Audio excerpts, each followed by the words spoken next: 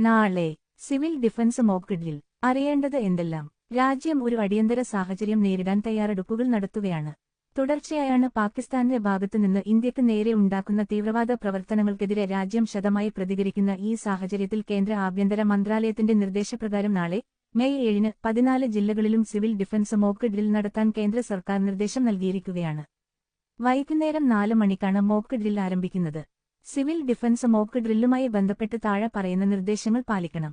Community തല ഇടപെടലുകൾ. 1. Residence അസോസിയേഷനുകളും പഞ്ചായത്തുകളും വാർഡ് തലത്തിൽ മോക്ക് ഡ്രിൽ വാർഡന്മാരെ നിയോഗിക്കുക. 2. എല്ലാ പ്രദേശവാസികൾക്കും സിവിൽ ഡിഫൻസ് ബ്ലാക്കൌട്ട് നിർദ്ദേശങ്ങൾ എത്തിക്കുക. 3. ആവശ്യമെങ്കിൽ ആരാധനാലയങ്ങളിലെ അനൗൺസ്മെന്റ് സംവിധാനങ്ങൾ ഉപയോഗിച്ച് പൊതുജനങ്ങളെ അലർട്ട് ചെയ്യുക. 4. വാർഡുതല ഡ്രില്ലുകൾ സംഘടിപ്പിക്കുക. 5. സ്കൂളുകളിലും ബേസ്മെന്റുകളിലും കമ്മ്യൂണിറ്റി ഹാളുകളിലും മറ്റ് പ്രധാന ഇടങ്ങളിലും പ്രഥമശുശ്രൂഷ കിറ്റുകൾ തയ്യാറാക്കുക. 6. കമ്മ്യൂണിറ്റി വോളണ്ടിയർമാർ സഹായം ആവശ്യമുള്ള ആളുകളെ ബ്ലാക്കൌട്ട് സമയത്ത് സഹായിക്കുക. ബ്ലാക്കൌട്ട് സമയത്ത് മോക്ക് ഡ്രിൽ വാർഡന്മാരുടെ നിർദ്ദേശങ്ങൾ അനുസരിക്കുക. കെട്ടിടങ്ങൾക്കുള്ളിൽ തന്നെ ഇരിക്കുക. ആശങ്ക ഒഴിവാക്കുക. ഗാർഹികതല ഇടപെടലുകൾ. 7. മോക്ക് ഡ്രിൽ സമയത്തു എല്ലാ ലൈറ്റുകളും ഓഫ് ആക്കേണ്ടതും അടിയന്തര ഘട്ടത്തിൽ വെളിച്ചം ഉപയോഗിക്കേണ്ട സാഹചര്യത്തിൽ വീടുകളിൽ നിന്ന് വെളിച്ചം പുറത്തു പോകാതിരിക്കാൻ ജനാലകളിൽ കട്ടിയുള്ള കാർഡ് ബോർഡുകളോ കർട്ടനുകളോ ഉപയോഗിക്കേണ്ടതുമാണ്. 8.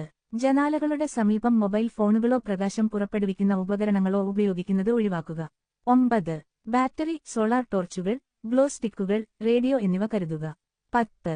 2025 മെയ് 7, 4 മണിക്ക് സൈറൻ മുഴങ്ങുമ്പോൾ എല്ലായിടങ്ങളിലെയും വീടുകൾ, ഓഫീസുകൾ, മറ്റു സ്ഥാപനങ്ങൾ ഉൾപ്പെടെ അകത്തെയും പുറത്തെയും ലൈറ്റുകൾ ഓഫ് ചെയ്യേണ്ടതാണ്. 11. എല്ലാ വീടുകളിലും പ്രഥമശുശ്രൂഷ കിറ്റുകൾ തയ്യാറാക്കുക. ഇതിൽ മരുന്നുകൾ, ടോർ, വെള്ളം, ഡ്രൈ പൊടി എന്നിവ ഉൾപ്പെടുത്തുക. 12. വീടിനുള്ളിലെ ഏറ്റവും സുരക്ഷിതമായ സ്ഥലം കണ്ടെത്തുക. ബ്ലാക്ക് ഔട്ട് സമയത്തു അവിടേക്കു മാറുക. 13. എല്ലാ കുടുംബങ്ങളും കുടുംബാംഗങ്ങൾ ഒരുമിച്ചു ഫാമിലി ഡ്രിൽ നടത്തുക. 14. സൈറൻ സിഗ്നലുകൾ മനസ്സിലാക്കുക. ദീർഘമായ സൈറൻ മുന്നറിയിപ്പും ചെറിയ സൈറൻ സുരക്ഷിതമാണെന്ന അറിയിപ്പുമാണ്. 15. പൊതുസ്ഥലങ്ങളിൽ നിൽക്കുന്നവർ സുരക്ഷിതത്വത്തിനായി